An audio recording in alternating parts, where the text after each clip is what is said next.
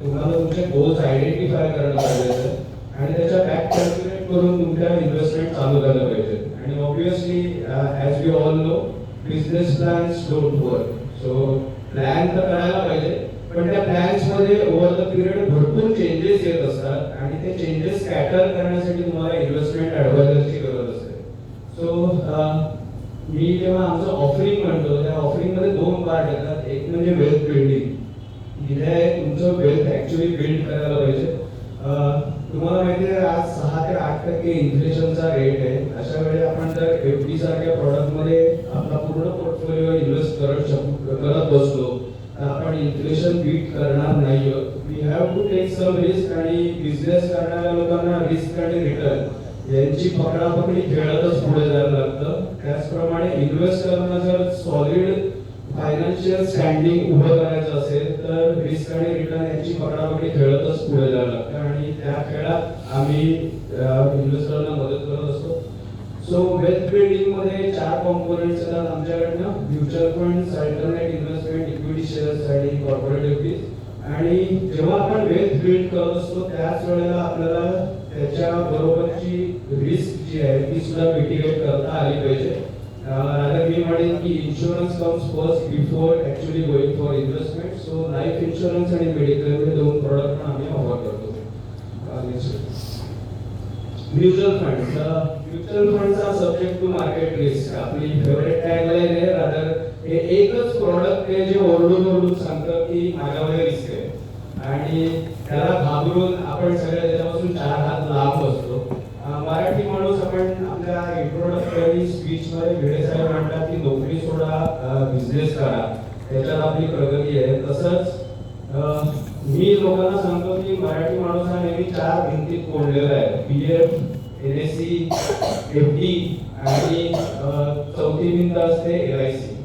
या 4 भिंतीतनं आपण बाहेर पडून जोपर्यंत रिस्क घेत नाही तोपर्यंत आपण त्या 4 भिंतीचा मोठा बंगला बांधू शकत नाही. सो म्युच्युअल फंड्स हे तेच प्रॉडक्ट आहे जे आपल्याला याच्यामध्ये मदत करू शकतं. Next, alternate investment.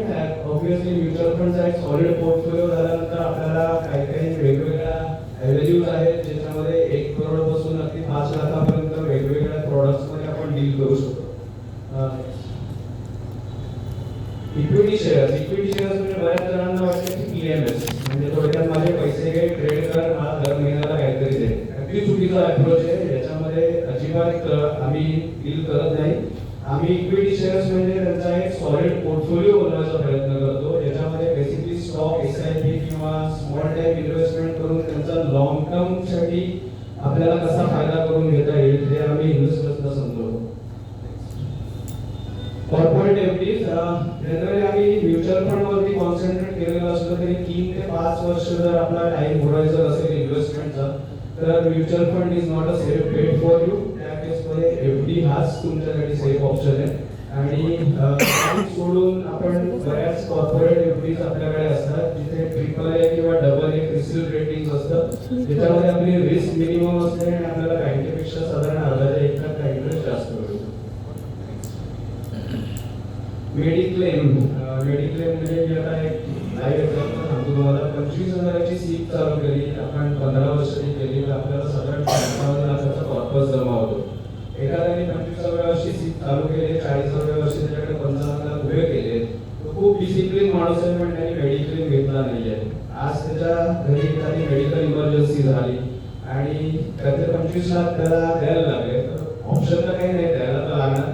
पण त्याचबरोबर 2 महत्त्वाच्या गोष्टी त्याच्या हातातून जातात. एक म्हणजे 25 लाख तर गेलेच, दुसरा म्हणजे ते 25 लाख जोडण्यासाठी त्यांनी 6 ते 7 वर्ष दिलेली असतात. आज त्याला परत ती 6 ते 7 वर्ष द्यायला लागतात जेव्हा त्याची वेल्थ बिल्ड होते. त्यामुळे insurances play major role in securing your wealth. So mediclaim हा प्रत्येकाचा हवाच, त्याच्याशिवाय काही ऑप्शन नाही.